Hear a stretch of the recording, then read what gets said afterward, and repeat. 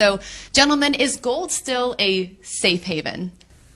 Well, Vladimir Putin and Xi Jinping think so. So if it's good enough for them, it's good enough for me. I mean, why would the Russians be buying it about 10, 20 tons a month, and the Chinese buying about the same if it's not a reserve asset? And then you have to take it another level, which is why are they doing that? Or you put yourself in Putin's shoes or Xi's shoes, and you look at the United States. The United States looks like an adversary. The United States is getting more aggressive. We're fighting a trade war with China. We're fighting a financial war with Russia behind the scenes through mechanisms like SWIFT and elsewhere.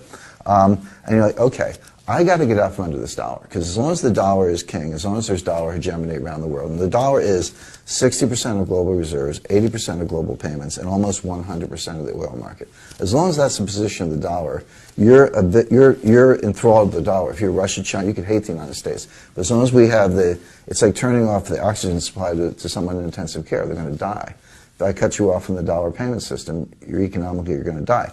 They don't like that, so they're looking for an alternative. So what's the alternative? Two things, and I think here's where we can bring the gold and the cryptocurrency trends together. First of all, just buying gold. Gold is physical. You get gold, fly to Moscow, put it in a vault, end of story. The U.S. can't seize it, can't freeze it, can't interdict it, can't kick you out of it. They can't do anything. They cannot erase that gold. It's just there. Okay, but you have to trade.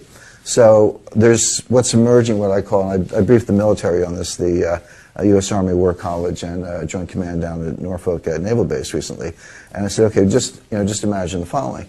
So so you have this trade. There's what I call the new axis of gold. So Iran sells oil to China. North Korea sells weapons to Iran. China buys oil from Saudi Arabia. Russia buys infrastructure from China.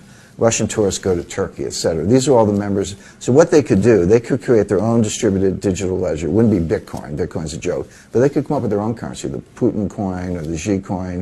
It would be completely encrypted. And all you would do is keep score. It's no different than baseball cards, right? So you keep score in this whole trading network. And periodically, monthly, quarterly, once a year, you settle up in gold. And all you do is you put the gold on the pallet, fly it in a plane to the other guy, and he puts it in his vault, end of story. And Steve knows better than anyone, when you do things on net instead of gross, it's a much smaller transaction. If you had to pay for everything with gross gold, that's unwieldy. But if you keep score in crypto and then settle up on net, every 6 months or so, that works fine. Now notice, everything I just said, there's no dollar. And that was Doug's point. Are we looking at the dethroning of the dollar? If we've got gold, Putin's crypto, Xi crypto, a distributed ledger, and a large trading network that does not involve dollars, does not involve SWIFT, is that the beginning of the end of the dollar? And it might be.